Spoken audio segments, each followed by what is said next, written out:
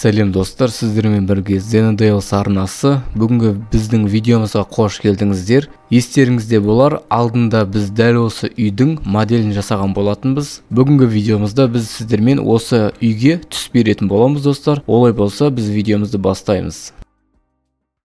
Алдымен достар, біз Shift A батырмасын басып, Mesh бағытынан біз Plane объектісін аламыз және Plane объектісін дәл осылай өлшемге келтіріп аламыз. Енді біз жоғарыда қарайтын болсақ, Shading деген бөлім тұрады. Дәл осы Shading бөлімін басамыз. Бізде дәл осында терезе ашылады. Жоғары қарайтын болсақ достар, бізде осында екі терезе тұрады, екі терезе. Бірінші терезеде бұл жерде файл тұр. Бұл бізге керек емес достар. Бұны мына жақтағы терезені көрдік қой бұрышын. Дәл осында стрелка шығады. Басып тұрып, сол жаққа тартсаңыздар, дәл осында стрелка пайда болады. И мишканы жібересіздер болды. Дәл осылай өшіріп тастайсыздар. Енді достар, біз үйге түс беруіміз керекпіз. Бірінші біз үйдің астындағы объектіні белгілеп аламыз. Және біз астында new батырмасы тұрады. Дәл осы new батырмасын басамыз. New батырмасын басқан кезде бізде дәл осылай бізде элементтер ашылады. Дәл осы элементте қарайтын болсақ, base color деп тұрады. Осы жердегі ақ түсті басып, кез келген түсімізге қоя береміз. Мен осы түске қоямын, осылай сарғыштау түске. Енді мен жоғарыдағы крышасын белгілеп аламын, үйдің крышасын, және крышасына да тағы да new батырмасын басу арқылы мен екінші түсімді қоятын боламын. Так, мен крышасын қызыл түске қоямын. Вот металлик дегенді сәл қосам, осылай металлик дегенді так 0.5 деп жаза салам. Roughness дегенді 0.350.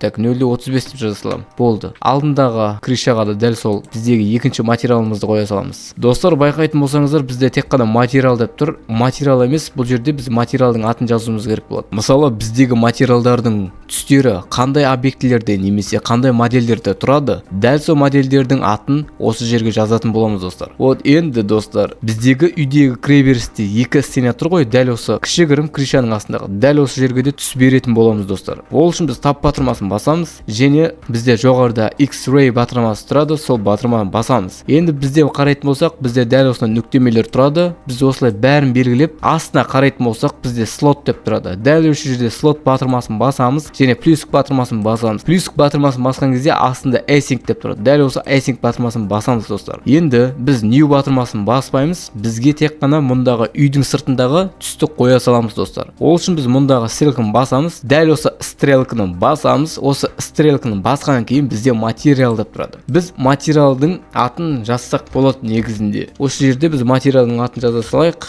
Мен ағылшын тілінде wall деп жаза салайын. Негізінде мұнда қызыл түсті де мен крыша для дома деп жазбақ қойыншы. Мен ағылшын тілінде жаза берейін. Орыс тілінен қарағанда ағылшын тілі удобно. Енді достар, біз есік терезесіне түс беретін боламыз. Алдымен достар, мұндағы тақтаны астына түсіреміз. Енді біз терезені белгілейміз, бір терезені тап батырмасын басамыз. Қарайтын болсақ, бізде тек қана іші ғана белгіленіп тұр достар. Бізге тек сырты ғана керек. Алдымен біз тап батырмасынан шығып, жалпы терезеге түс беретін боламыз достар. Қайтадан new батырмасын басамыз. Мұнда Rama for window деп жазамын. Window. Бізде раманың түсі қара қоңыр болады достар. Енді біз тап батырмасын басамыз. Дәл өзі автоматты түрде белгіленіп тұрады осылай Plane объектісінде. Енді біз слот батырмасын басамыз. Слот батырмасында плюсик батырмасы тұрады. Осы плюсик батырмасын басамыз. Ендігі біздің кезекте шыны тәрізді материал жасауымыз керек болады. Біз бұл жерде window деп жаза саламыз. Терезенің өзі ғана. Және слотты басып мен жерде async деген батырманы басамыз. Енді достар, біздегі мұнда тұрған roughness деп тұр. Дәл осы жердегі roughnessті біз 0.2 деп жазамыз. 0.2 деп жазып болғаннан кейін жоғарыдағы металлик дегенді біз көбейтеміз достар. Енді тап батырмасын басып шығамыз. Міне көріп тұрғандарыңызда біздегі терезенің шыны тәріздісі жасалынды. Мына жерде roughness дегенді бүйтіп басып өзгерте берсеңіздер болады. Мен roughnessті негізі алып тастасам да болады 0 деп. Енді достар, біз екінші терезесін басамыз, дәл осылай белгілеп аламыз. Мұнда тұрған слоттың қасына тұрған стрелканы басамыз. Осы стрелканы басқан кезде бізде Rama for window деп тұрады. Дәл осы материалды аламыз достар. Дәл осы материалды аламыз. Енді тап батырмасын басамыз, слот батырмасын басамыз және плюсик батырмасын басамыз. Бізге new батырманы баспаймыз достар. Сіздер басып жүрмеңіздер тағы да. Оның қасында стрелка болады. Дәл осы стрелканы басасыздар. Ең астында window деп тұрады. Осы текстураны аласыздар, async деген батырманы баса саласыздар. Бізде терезе дайын достар. Енді біз есікке түс береміз достар. Есікке түс беру үшін терезенің рамасының материалында қоя салсақ болады негізі есікке. Бірақ есікке сәл өзгешелеу болу керек болып тұр достар. Есікке өзгешелеу қылу үшін мұндағы түсті белгілеп аламыз. Дәл осылай көкшілдеу сәл қараңғылау қыламыз. Міне енді металлик түсін бүйтіп қоя саламыз. Металлик түсін көбейте саламыз. Міне достар, бізде есіктің түсі көк металды есік болды. Түс беретін боламыз. Тағы new батырмасын басамыз. Бұл жолы біз металлик дегенді до конца барамыз. Болды. Ротнес дегенді біз 0.35 деп жазамыз. Міне бізде уже текстурамыз қойылды. Енді достар, байқайтын болсақ, бізде гараждың крышасына, үйдің крышасында тұрған түсті осы гаражға қоя саламыз. Әдеттегідей біз материалдар бөліміне өтеміз және roof for home деп тұрады. Дәл осы материалды баса саламыз. Енді достар, бізде жақсылап қарайтын болсақ, мұндағы үйдің шеті, мұндағы екі шеті және мұндағы алдына дәл осы үйдің